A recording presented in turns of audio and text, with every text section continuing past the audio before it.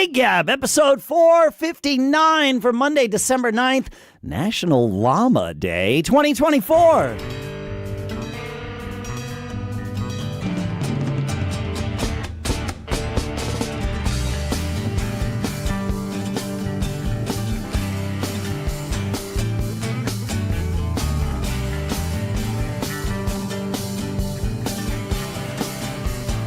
Greetings, folks, and welcome back to Gig Gab, the show by, for, and about working musicians. Our sponsor for today is HelloBand, where you can go to helloband.io/quickstart, all linked in the show notes, of course.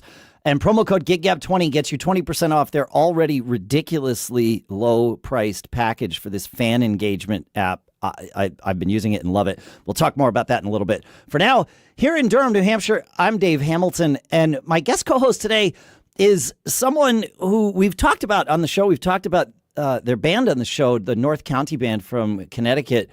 And Scott Smith and the band have taken themselves from a mostly cover outfit to a mostly original outfit successfully. And this is a path we've heard of before, but have never really talked about on the show before. So I'm stoked to have you here, Scott. Thank you for taking your time today with us. I am equally stoked. It's an honor to be on Gig Gab. I am a fairly loyal listener for probably 3 or 4 years right now, and it's nice. It's nice to be here. Thanks for asking me to join. Yeah, of course. Yeah. No, it's great. So. We know about North County Band, and I want to dig into that. What is your up until you started North County Band? Tell us a little bit about your musical experience and history and that sort of thing. Sure. So I was mostly just like a acoustic guitar player, strummer for until later in life. I was a good guy to have around a campfire until about 8 years ago. And then I started a rock band here in my small town in southwestern Connecticut. It's a beautiful day here, by the way, with 6 dads. We were a 6-dad band, and we would play the local bars, and we do very well because we knew everybody in town, and we had a lot of fun. And I learned that I liked being in a band and liked performing, and that was really my first foray into this world. I don't have any formal musical training. Love music, and country music has meant a lot to me since, even though I grew up in the Chicago suburbs, I was kind of a weird kid in that regard. I think for my 8th birthday, my parents got me Kenny Rogers' Greatest Hits, and I could sing every word on that album. That's awesome. And I've always dug into country my whole life, and so and that band is still a going concern. They're doing great, but I wanted to start kind of a more country sort of outfit about 4 years ago, and that's how we wound up with the North County Band. Got it. Okay, so your dad rock band is there anybody other than you that is common to this dad rock band that you were in the North County Band? No, that's a different band, yeah. Okay, so when you started so the dad rock band was a cover band, correct? They're a cover band, and like, not even fair to call them a dad band anymore. They're getting some great gigs. Sure. They're playing all over the place. They're if anybody thinks the word dad band is pejorative, it's not intended to be. Those guys are doing great. They're terrific. Yeah. Well, and that's we'll tug on this thread a little bit because we get to you're right that dad rock is sometimes, and perhaps even often, used as a negative term, right? But what I find, and sometimes accurately, right? Where it's just guys that just want to get together and don't care if or how much they get paid. They just want the opportunity to play. And which is great, except when the market starts getting flooded with people, whether they're dad rock or not, who don't care how much they get paid. They just want to go like sit in bars. And that can be a detriment to a scene, if you will. Fair enough. But there is the other side of dad rock, and that's the side I've experienced. It's certainly the side that, Paul Kent experienced and part of what bonded us together and fueled many episodes of Gig Gab over 9 years, is that a lot of times dad rock, well, almost every time, it means that it is not the only thing you do and generally not your primary source of income. And a lot of dads have jobs that have taught them how to market and focus and be productive and get things done and make money and all those things. And often that gets applied to every endeavor that said dad is in, including the dad rock band, right? Amen. Amen.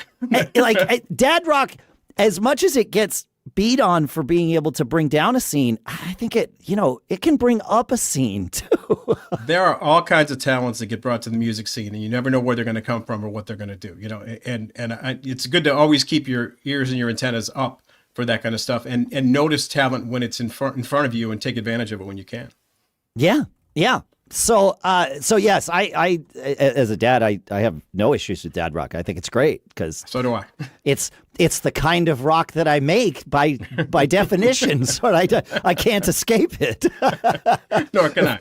If I want to rock, that's what it's going to be. So okay, so and out of the gate, North County was engineered to be an original band. Is that correct? No. Okay, so that band also cover. Got it. Okay, it was. And that's what I want to talk about today is the idea of becoming an original band and not knowing it when you're going into it. And there's a lot of great original bands that have set out to take that path. Yeah. And we didn't, and sort of ended up in that world and have found gratification and excitement in it that I didn't know was coming, and I don't think anybody in the band knew was coming. And it's kind of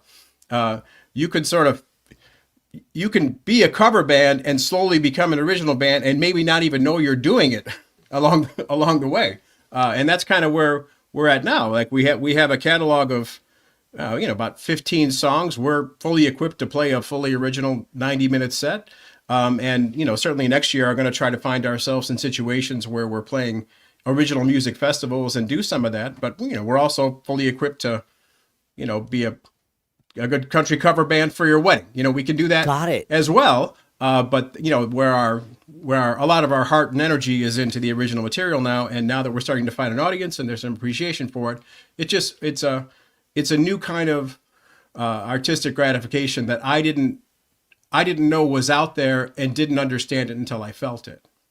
Interesting. I don't know that I've ever been in a band that went that direction. I've been in original bands that have slowly become cover bands, and that obviously can also happen.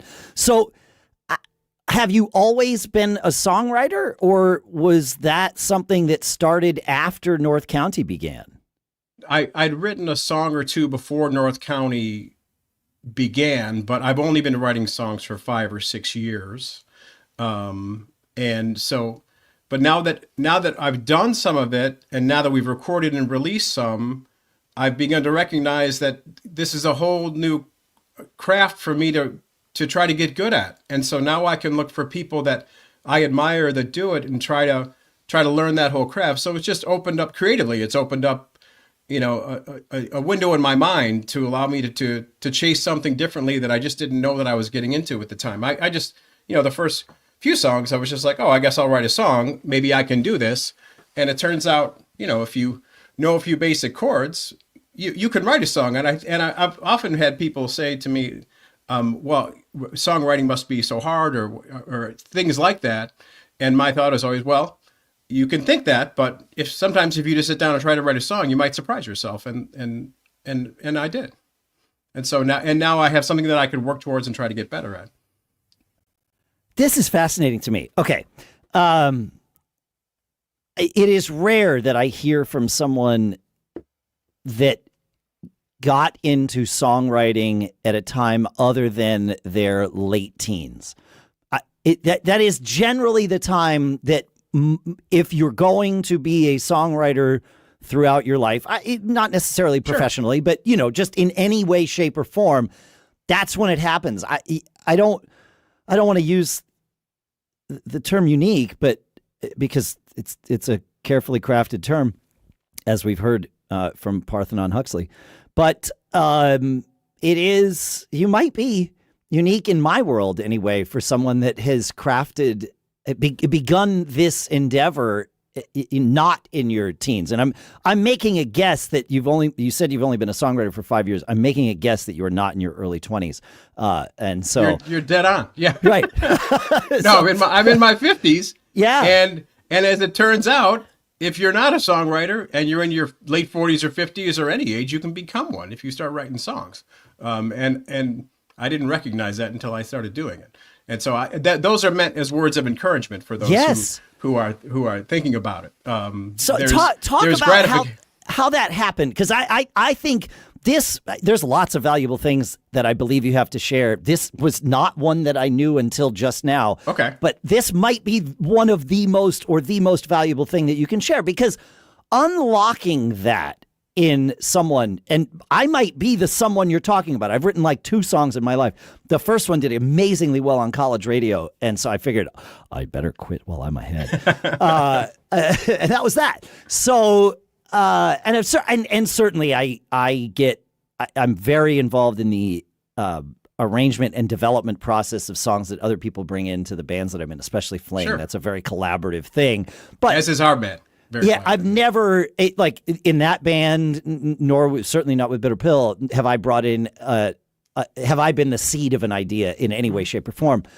And but this is interesting. So for me and anybody else out there that knows that anything you put your mind to is possible. Doesn't mean you're going to be great at it, but it is possible. And you get to find out how good you're going to be at it only by trying. So how did this process, like, what was the thing that made you say, because you're so nonchalant about it, that's atypical. Most people have a block, like, well, it's not something I do. I've never done it. I'm going to stay away from it. Well, what was that switch like for you? I guess I'd say a little about my background. Please. There's a lot of writing in my background. I was a lawyer at one time. I guess arguably I'm still a lawyer. I mean, I practiced law. I was a litigation attorney, and so lawyers are sort of professional writers. So I'm comfortable, writing, and language is something that's very dear to me. What I was not comfortable with was being an artist, or calling myself an artist, or even thinking in those terms. I didn't, for whatever reason, whatever influences were upon me or whatever upbringing I had, if that was in me, I didn't feel comfortable to express it at a younger age. And I do now, which was a part of my journey. Yeah. I don't remember if it was the first song I wrote, but it was among them, is a song called One of These Days. I'm a recovering alcoholic. I've been sober for 9 years. Congratulations. And I wrote a song. Thank you. And I wrote a song just about that experience. And I brought it to our band early on, and, immediately just played, my chords and sang my melody, and watched the song come alive in a first rehearsal. But I happen to be surrounded by really talented musicians in my band. I'm lucky in that regard. And so that feeling of the song developing was just exhilarating and made me want to do more of it. And then we recorded, I guess about 2.5 years ago, we got enough money together to record an EP, and it's 2 of the songs on the first record were written by me and 2 by our former drummer. And there's a cover on that as well. And so that was just a gratifying experience when you find that something you wrote has touched a person and they tell you that is a kind of satisfaction that I didn't know was available to me. And now when that happens, it makes you want more of that. It's just gratifying. And also gratifying is, as you know, just playing songs, getting to express yourself musically, no matter what kind of music you're playing, and people enjoying that's its own kind of gratification. And so I just think if you engage in this life that we've chose, Dave, we don't get rich doing this. You must find your gratification elsewhere. Maybe some people get rich, but I'm not. Yeah, it's a small percentage. Yeah. And so you have to find the wins where you can get them. And for personally, that's a win for me. And I think because the band is now all on board, and I'm not the only songwriter in the band, and everybody in the band contributes to make these songs what they are. It's just it's a heck of a lot of fun. And then it opens up a whole new set of challenges to try to, because in order to participate in the original music world, you must find fans. You have to, yes. The music doesn't already have its own fans. The cover songs don't already have those. So you need to find people that will like those songs and want to come back and see them again. And that's a whole different world of thinking and marketing and all kinds of nonsense that we can go into forever. Yeah. Well, I do want to go into that. Yes. Thank you. That's amazing. And I hope that many of us can draw inspiration from that, because I think it's really important that, I love your comment about defining what, I mean, you didn't say it this way, but defining what success means, because it doesn't just have to be what the bank account looks like. It better not be. Yeah, right. Well, even in business, obviously profits are always part of it, but the journey, what you're spending your time doing, it's not, for me anyway, it's never been all about the money. It's, okay, can I enjoy the work that I'm doing and support the lifestyle that I want to lead? And if so, the box is checked. Like, I'm ready to rock. You're like, there. I'm there. Yeah, that's success. Yes. The extra zeros don't necessarily look. They're always fine. If anybody really wants to help, it's fine. Yes, but right. but that's not the prime directive, if you will, right? So yeah. I caught the reference too. Thank you. Yeah, that's right. I didn't even think about the Star Trek reference, but yes, I have to say prime directive because I'm not sure that priority is singular anymore after our recent conversation, but that's a whole other thing. Let's talk about finding fans, because that is, even for a cover band, certainly the songs, the material, the way you promote yourself can draw people in, even if they don't know anything about you. But the real game changer is when you can bring people back over and over again. Yes. How are you going about? Where have you had success, and where have you had failure in finding and engaging and staying engaged with those fans? So, but first, and I realize that's a very large conversation. It is, but that's all right. I like these kind of conversations. Please allow me first to just tell you a little bit more about my band, because we're a six-piece band. Okay. I write the songs with a woman named Kat Lyons, who's also our fiddle player. Yep. She's our musical director. We have a pedal steel player who also plays dobro and mandolin, drummer, bass, and guitar. Vinny, Brad, Dave, Jana are their names. And each of them do a lot in ways that are seen and unseen to make this project go. In terms of finding, I am from a bit of a nonprofit world. So the last 10 years or so, I was involved in some volunteer nonprofit leadership, but a lot of hours of nonprofit volunteer leadership. And so I understand the nonprofit world better than I do the for-profit world. So I kind of operate the band like a nonprofit, in the sense that we have a mission and guiding principles. So, I like this. That's that's good. So, So the idea, the mission is to touch hearts. That we want our music we want to affect people, like any musician or artist. I think that mission is probably somewhat, there's some commonality there between a lot of artistry. But embracing that. The relationship between those two concepts, the nonprofit. I mean, a lot of bands are nonprofits, even not by choice, right? Yeah. But having that vibe in there, that makes a lot of sense. I like that. Well, and I think they're kind of akin, because for a band to work, people have to be attracted to what it is you're doing and want to support it. What your mission is, yeah. And the people who buy CDs are not buying CDs because because they listen to CDs all the time. They're doing that because they appreciate what you're doing and they want to get behind it. Yes. Yeah. They're supporting you, not necessarily just, I love that song, I need to hear it again. Right. Right. And and as you know, there is an entire swath of people in the world who believe in just supporting artistry, and they find bands that they like and they grab onto them and they follow them around and they buy their records, and finding those people that like what you do is an interesting and complex thing to do. Yeah.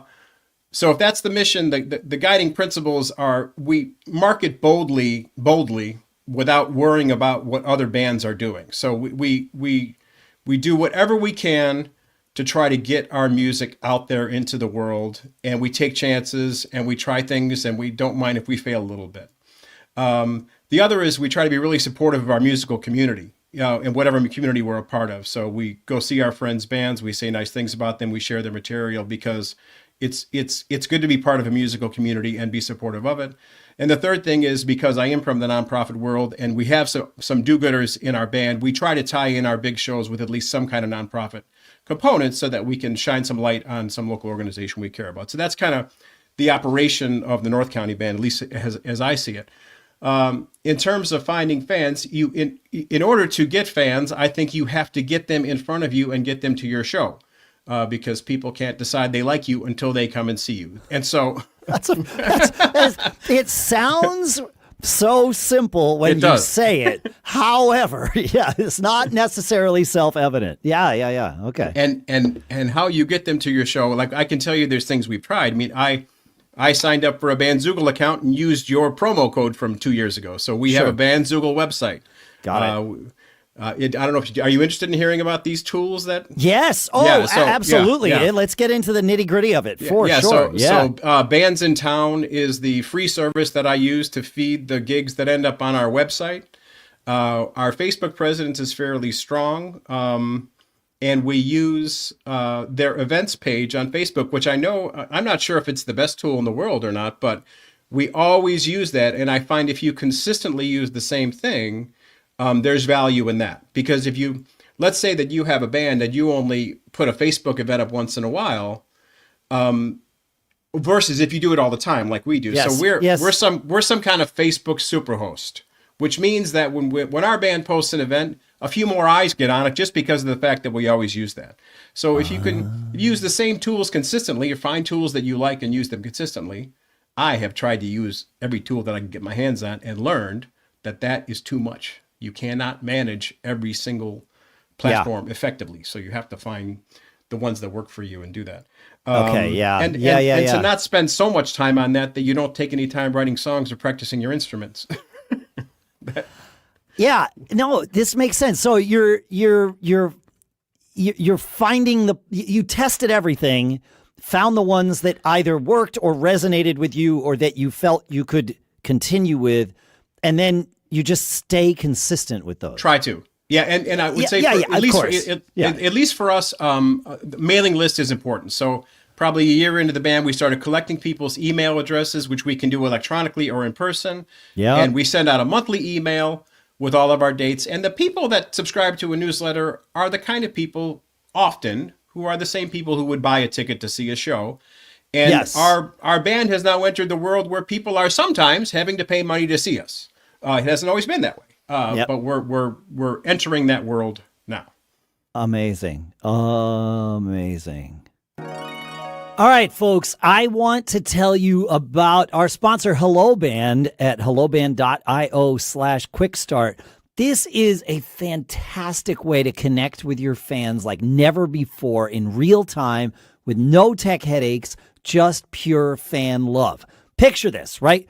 You're at a gig, the crowd's buzzing, and suddenly your fans are scanning QR codes right at their table to sign up for your mailing list, snag your merch, lock in for your next show, or even send you notes and requests right from their phones. They don't need any special app.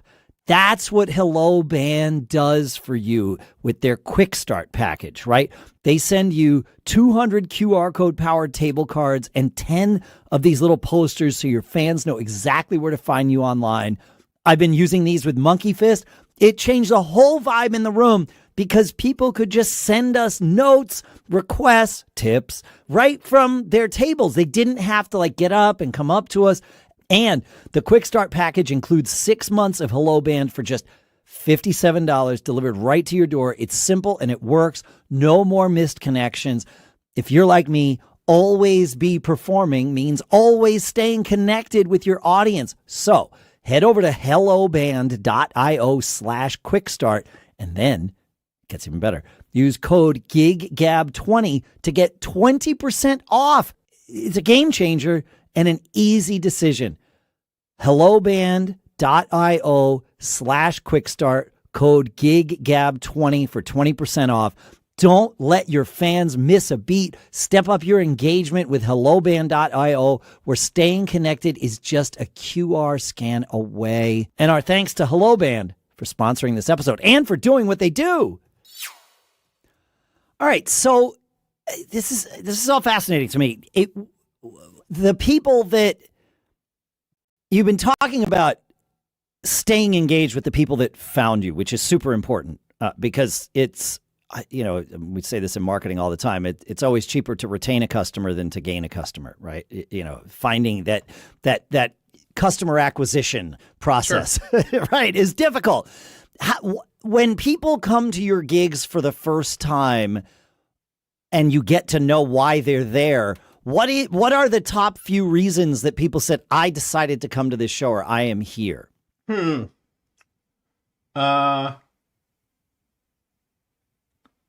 I think because they've seen some video online or some friend told them. That's usually it. Yeah, that makes sense. Yeah. And but what you say about, and thankfully every person in the North County band is friendly and easy to talk to and likes talking to fans. And so when any of us sees a face that we've seen before and we have the opportunity to talk to them, we always do because, well, we enjoy doing it. And also, those people are invested in you. And they come to see you, and they will tell their friends, and so it's great to see those faces again. It really is, and it's fun to talk to them and hear their stories. But there's also just a lot of value in being the type of band that talks to your fans. Yes, I think. Oh no, you're 100% right. I've often said that the break in the set break is not a break for you. It is when your job changes, yes. Right? You are on the whole time you're at the gig. Always be performing. You guys preach that. That's it. Right, exactly.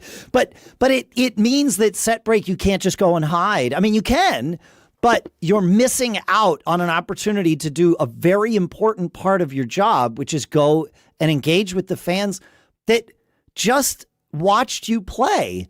Like, this is a cool thing for them to be able to say hello to you, for you to be, and some people think that you are on break, right? They like, the fans don't understand that you should be going and talking to them, right? They think, oh, the band's off stage, I'm going to leave them alone. Yeah, sometimes you get the drunk guy that comes up and wants to tell you a story or whatever. But by and large, people are generally sort of reserved and respectful during your break. You need to show them that you are not on break from them. You're on break from the stage. And so you have to be the one that initiates, or it at least warms up that conversation. Right. And if it's in your nature, like it is for me, I mean, I like to just approach people and talk to them, and not every musician's like that. It's a good thing to fight to be that way in those moments, I think. I do want to tell you a story though, because there is for fan retention, yes, talking to fans is great, but it can also be really gratifying. There's in ways that you might not expect. So there's a song on our new record that's meant to be a tongue-in-cheek song. It's called "She Only Wants Me When She's Drunk," and we love singing it, and people laugh, and it's a piece of work we're proud of. And after a show one time, a woman approached me, and she was crying and explained that this song meant a lot to her because that's how she felt her husband felt towards her. Oh. So here we write a song that's meant to be very tongue-in-cheek and fun, but it has an effect on a person that we could not have possibly expected. And that was I'll never forget that moment. And those are the kind of moments that you don't get if you don't go and talk to your fans. You'll miss those. You'll miss those. Yeah, you don't want to miss those, because the value of that, I mean, I can even hear it in your voice as you're telling the story. You're not going to put a price tag on that. No. Right? That, and that, I always say, those moments, I also say this about moments where, vocal harmonies just lock right in, or a groove locks right in. It's this is the reason I leave my couch, right? Yeah. I can play my drums at home, but there are things that only can happen when there's energy that people sharing in a room together can make. And so, yeah. Fascinating. That's awesome. I want to talk about, let's talk about money. We don't have to share specifics, but in general, in the world of where money in music goes, more of it goes to original artists than to cover artists. Now, I'm talking about at the very top of the food chain here, right? Yeah. The money that drives the industry that is the music industry is primarily about original music, right? Yes. It's not about cover. I mean, there's asterisks on that. Joe Cocker is a perfect asterisk of a cover musician having a huge career. Yes. And even at a different level, our Mike Schulte and our friends in the Pork Tornadoes are having fantastic success as a cover band. But like those, like the delta between the cover bands at the bottom of the barrel and if we put, someone like Joe Cocker at the top of the barrel, the delta between where Mike Schulte is with the Pork Tornadoes and Joe Cocker is very small compared to the delta between where Mike is and everybody below, right? Yeah. Now I know Mike's not making the money Joe made, but Mike's making way more than your typical cover band. I have found that it doesn't take as much as most people think for an original band to get to a point where it's making more per gig than a cover band. Now, you might not be able to play 4 gigs a month in your home area as an original band and draw the same number of people out. But we had, her name escapes me, we had that agent on earlier this year, and she told us that, you should only play once in your home market, once per year in your home market, and then tour around. I'm guessing you're not touring around at that scale. You might spread out a little bit, but are you? How is the money between stop being long-winded? How is the money between when you play your cover gigs versus when you play your original gigs? I'll try to answer the question. It is a tough one. So, in terms of like how far we go, we do travel around New England, kind of as far as our cars can take us. So we're a 9-state radius right now, and most weekends this summer, we're off somewhere. Now, where we go, we may be going to play a private event that really kind of wants a cover band and has never heard about the North County Band or does not care about our original music. And as long as we know that going in, we know what kind of a show to put on. Right. We are just starting to break into ticketed venues. So actually, we're going to be in Portsmouth, New Hampshire, which I don't think is too far from you in January. It's about 10 minutes for me. Okay. Yeah. So it hasn't been announced yet, but we're playing, unless something bad happens, we're going to play the Press Room in January. That's a fun room. I've played a bunch of gigs there. Yeah. I'm sure you have. And so that's how we end up money-wise in that ticketed world. I just don't know. But the feeling of me and I think the band the band hasn't revolted yet, is we try to use private events, more cover type of gigs to supplement chasing the dream. Okay. If I say the dream is to play our original music and have enough fans that can sustain that. Yeah. That is sort of the dream. And we can play different types of gigs in order to do that. Sure. And so like the most money we can get paid right now is probably some kind of wedding. We're not going to do much better than that. No, you're not. That's true. Now, there are some. Next week, we're going to play a theater, which is a 500 or 600 seat room, and that'll be the biggest ticketed event that we've ever played. And will that be a mostly or an original focused night? Is perhaps the right way to say it. Okay, for sure. Got it. And and most of the people who buy a ticket to that event, I think probably understand that they're getting an original band. Got it. They may not. They may just think, oh, there's because a lot of these theaters have a lot of tribute type of bands that come in, and so I think there's some ticket buyers who just say, oh, this band looks cool, and they know what they're getting. And they like the theater, and they it's close to the house, and it's something to do, and yeah. Okay, but tying it all together. Did I dodge your question, or did I answer it? Okay. No, not at all. No, this is we can unpack this here. So, but first of all, getting your band to a point where you can go and support a night playing at a 500 to 600 seat theater. First of all, congrats. That's absolutely amazing. Thank you. Yeah.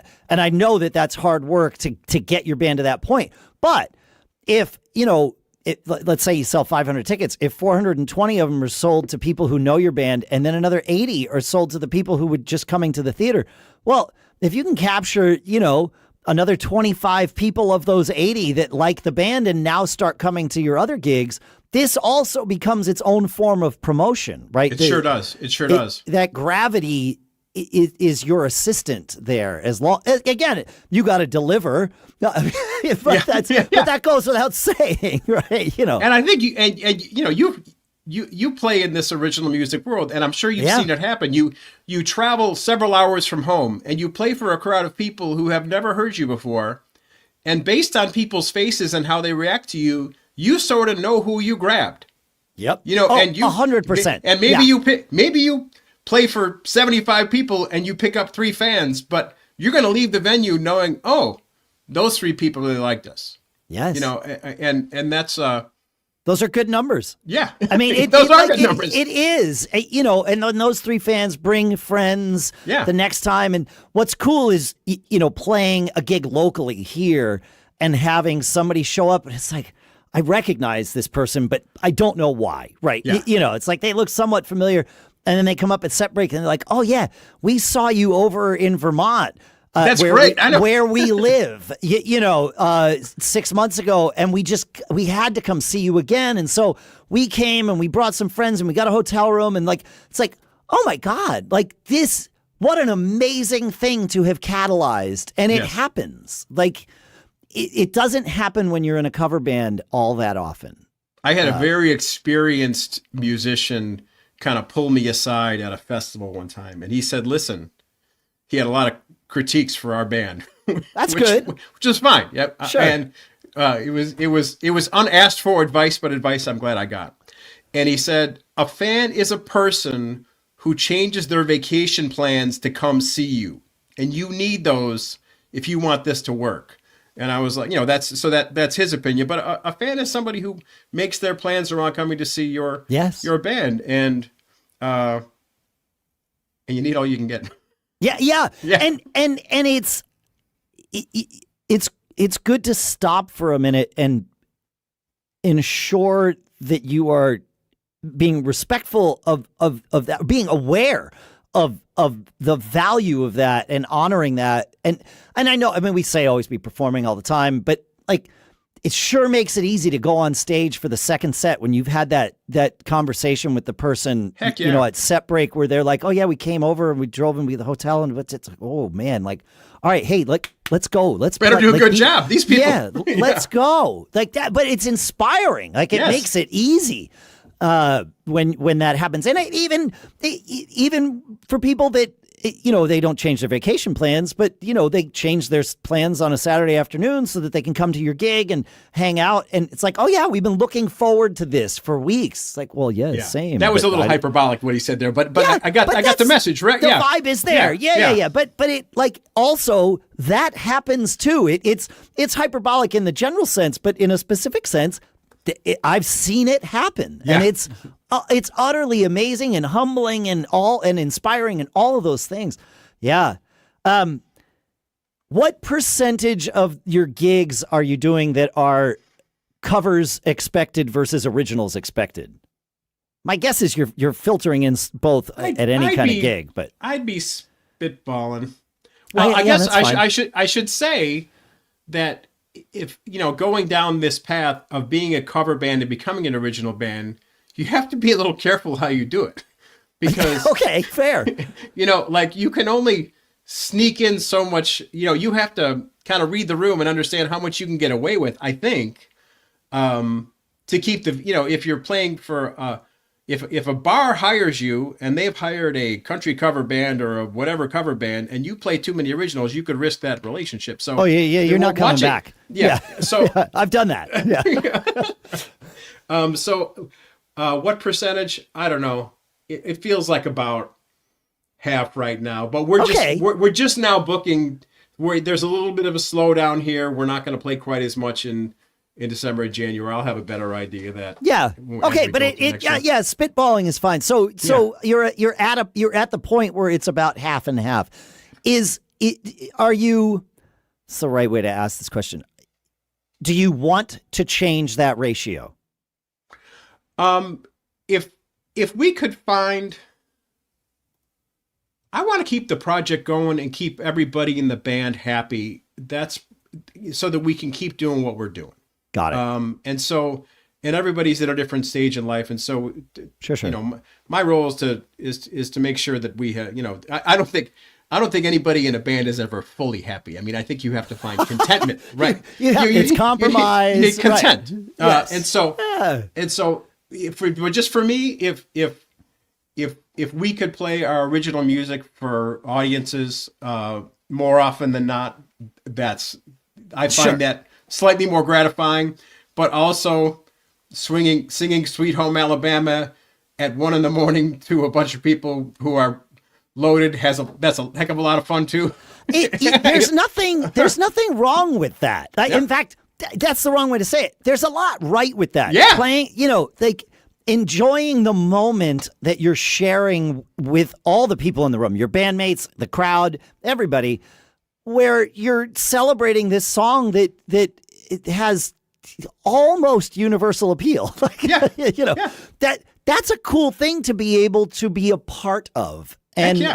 And so is Mustang Sally and, you know, all those other songs that people love to hate on. It's like, well, you know, you hate these songs primarily because they're popular. I don't think that playing a popular song is necessarily bad. Again, given the right environment. If you're playing a songwriter's showcase and you play Sweet Home Alabama, that's the wrong move. You may not get invited back to the showcase. Also the same thing, right? Yeah, like you read the room, know what you're getting yourself into. That's have you ever arrived at a gig that you thought was an original gig only to find that, here we are, this is cover band night? Well, we have sort of like had a panic when you enter the room with your pretty original set list, and it becomes obvious by either a comment from a venue manager. It's like, you know, we gotta change this set list immediately. Just because, especially with you know, like a new place, you know, where they don't know you. Well, they don't know you. But you're in a position where you can do that on the fly because you know that the band, your band is fully capable of playing. We got enough cover material band for that. Yeah. I remember I got a call from, I don't know if he still works as an agent in Connecticut, a guy named Rob Jockel, who booked some shows for us. This is 100 years ago. And I was in the original band that I was in college. And he called me, and it was like the Wednesday before, was it Labor Day weekend or Memorial Day weekend? I think it was Labor Day weekend, the Wednesday before Labor Day. Yeah, it was end of the summer. And he's like, I got a 3-night stand out at Captain Nick's on Block Island, which is truly an island. Yep. And, great room. It is a great room. I haven't played it, but it is. It's a great room. And he's like, it's a 3-night stand. We'll put you up. Now, putting us up is fuel for a million other stories that I won't derail us with. But we stayed in a bunk room above the club. So, yeah, my now wife, then girlfriend, that was her first time ever doing sound for a band. And we brought her with us, and she stayed in the bunk room with us. And boy, there are some stories there. She did not really, she had comments. She had notes about what it was like to stay in a room with 5. Didn't guys. Immediately take to the life. She actually did great. Yeah, she did great. But so I'm on the phone with him, and we were an all original band. Now, we played some covers, but the covers were what I would call vanity songs. It was like, we like the Talking Heads, and our bass player came up with a cool riff that fits over Psycho Killer, and so we're going to play our own version of Psycho Killer that's awesome for our fans. And we had a lot of them. Like, we were, that band could draw between 500 and 1,000 people to a gig. Like, it fell apart not because of music or the fans, only strictly because of interpersonal stuff in the band, as they always do. But as I'm on the phone with him, this is like Wednesday before we would have to leave on Friday, and go play Friday night, Saturday night, Sunday night. And he's like, tell me what covers you play. And I'm like, Rob, man, how are you selling us here? What's going on? And he's like, no, it's going to be fine. Just list all the covers that you play. I'm like, but we don't play them the same. It doesn't matter. It doesn't matter. I'm like, okay, I see. And it wound up being kind of a disaster the club owner was not entirely thrilled that he was sold a bill of goods that was not accurately representing what he got, but he was very sensitive, as much as we called him Captain Dennis, because it was Captain Nix and his name was Dennis. His name was Dennis. He wasn't Captain Dennis, but he was to the point where he could be. He was sensitive to the fact that this was not us that misrepresented us. But it didn't entirely thrill him either. It didn't, that only mattered to a point. And so it made for a very interesting dynamic throughout the weekend. So did you, after Friday night, did you sit in the bunk room and try to add another couple of covers for Saturday? We did. That's right. And there was one cover, I can hear the song in my head, but it wasn't a popular song. It wasn't a song that anybody would have known, but it happened to be a cover.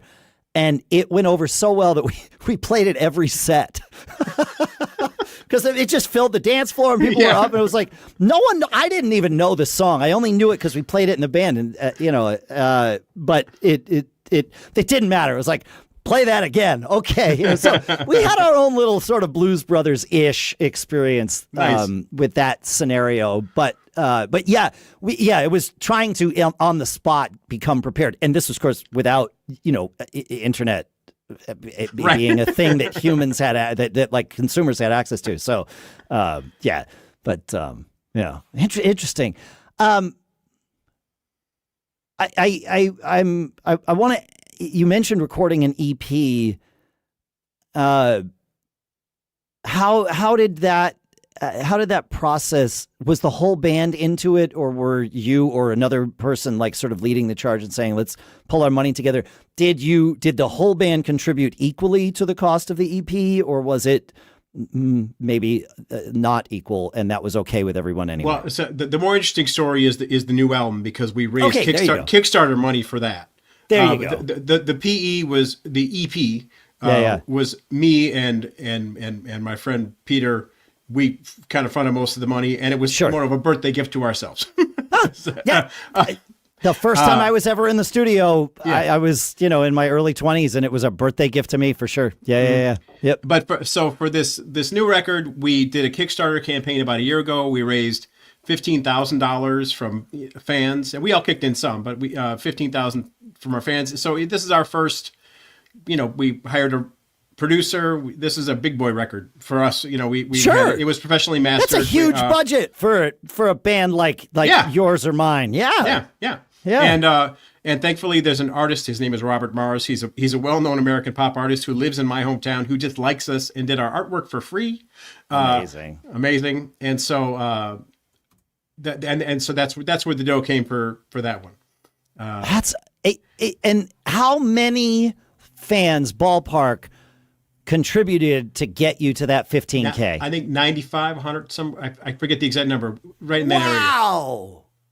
Okay. That was the number, yeah. This is, how long has it taken you to develop 9,500 fans that will... No, 95 or 100 people. Oh, 95 or 100. Oh, see, okay. That's also interesting for a completely different reason. Wow. Now, we live in an affluent part of the world. Sure. Yes. I think if you tried to raise, I'm in Fairfield County, Connecticut, which where I grew up. To be an affluent area. Interesting. You draw your own conclusion from that, but it might be harder to raise $15,000 in other parts of the country. Fascinating. That's really, So from when you said 9,500 people, when you said 9,500 and I heard 9,500 9,500 people have not heard of my band. Right. Well, then I was going to go back into the promotion like you glossed now that I'm on Gig Gab, that's all changed. I know that's all going to change. Yeah, but like to know that you could raise enough to record an album from 100 committed fans. I'm not going to call them diehard fans, but committed fans. I will also say that every one of those people that contributed anything, even $1 towards your album, is more committed now than they were the moment before they contributed that dollar. Like having people give you something is like an automatic way to increase your stock with them. And that's just human nature. Yeah. Yeah, I agree. And so, and I think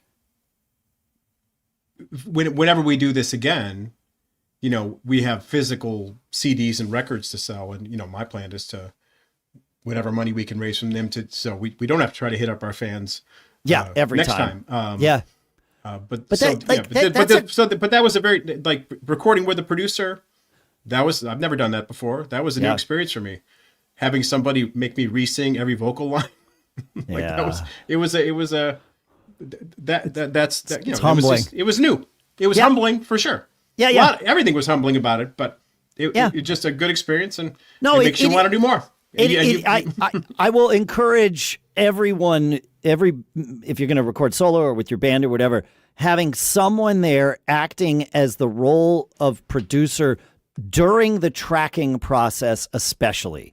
Whether you need that person during the mixing process or any other time, there's value in that with the right person.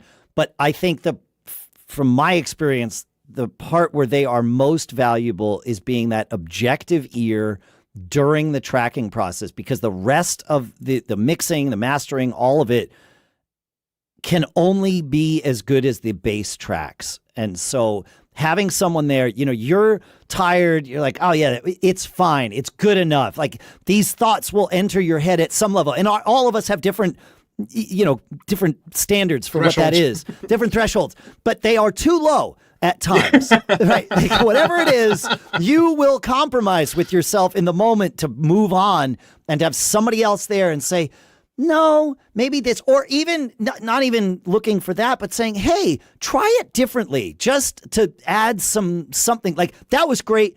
And if that's the track, awesome. But now try this. Here's a crazy idea. And just having that in the room, if you will, or in the booth, I find can be huge. But I think it will also teach any person whether or not you are a collaborative artist or not, because that is not for everyone, and I respect that. Yeah, some people do not wish to work collaboratively, and others are like that. And the only way to find out whether or not you like collaborative art is to make a collaborative art project. That's a fair point. Yes, that's right. No, you're totally right. Yeah, you might hate it. Yeah. But it really can. It can result in a better output in the end. Yeah. But again, I just want to go back to this. You raise $15,000. Okay, you're in an affluent area of the country. The defense stipulates. Fine. But even if you're not, if you can get 100 people, you got 100 people on average to contribute, over $100. Fine. If you can get 100 people on average to contribute $40, that's $4,000, and studio time is cheaper where people are less affluent. Yes. It's just, it's kind of how the numbers work. Yep. Yeah.